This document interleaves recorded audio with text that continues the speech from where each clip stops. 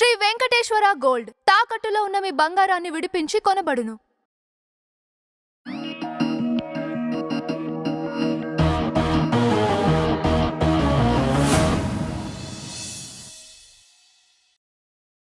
Hello, welcome to our channel. ఈరోజు వచ్చేసి మన ముందు సినీ క్రిటిక్ దాసరి విజ్ఞాన్ గారు ఉన్నారు. ఆయనతో మనం మాట్లాడదాం.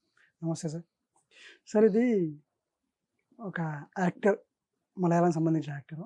4 పెళ్ళిళ్ళు చేసుకుంటే నాకు ఒక మంచి లాటరీ తగిలింది అని చెప్పేసి అంటా ఉన్నాడు. అంటే నిజమేనా? అంటే 4 పెళ్ళిళ్ళు చేసుకుంటే ఇట్లా అదృష్టం కలుగుతుందంట, ఎట్లా అన్నట్టు? 4 పెళ్ళిళ్ళు చేసుకుంటే అదృష్టం కలగడం కాదు ఇది. యాక్చువల్గా నిజంగా బాగా వైరల్ అవుతుంది. ఇది మంది వాదు వార్త, పక్క రాష్ట్రం నుంచి అరువు తెచ్చుకున్న వార్తే. కాకపోతే ఆయన కొత్త గొప్ప సెలబ్రిటీ కాబట్టి మాట్లాడుకోవాల్సి వస్తుంది.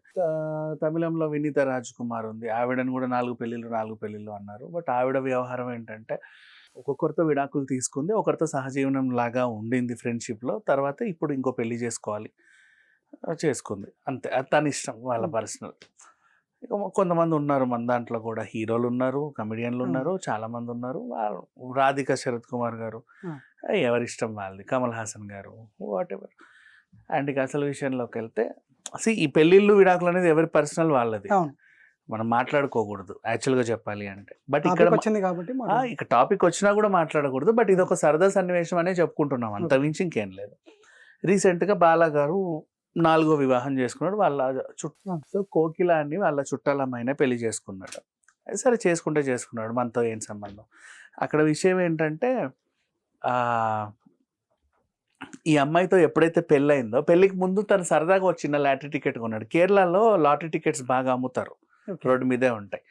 అదొక సరదా. భూటాన్ లాటరీ, ఆ లాటరీ, ఈ లాటరీ అని అమ్ముతూ ఉంటారు. టికెట్ 10-20 రూపాయలు ఉంటుంది.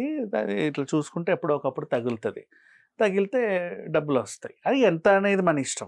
కొన్ని ఇంటర్నేషనల్ లాటరీ టికెట్లు కూడా ఉంటాయి, కోట్లల్లో వస్తాయి కొంతమందికి. సో ఇదేంటంటే 25,000 రూపాయలు.